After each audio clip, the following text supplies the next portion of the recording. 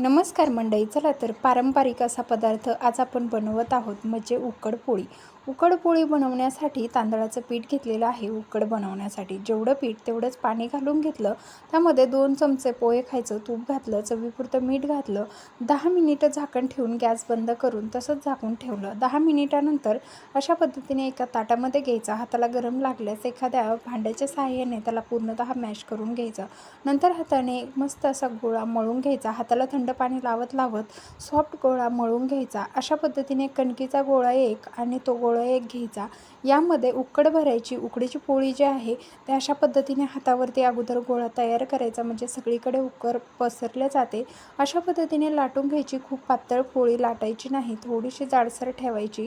अशा पद्धतीने तेल किंवा तूप लावून तुम्ही भाजून घ्यायची.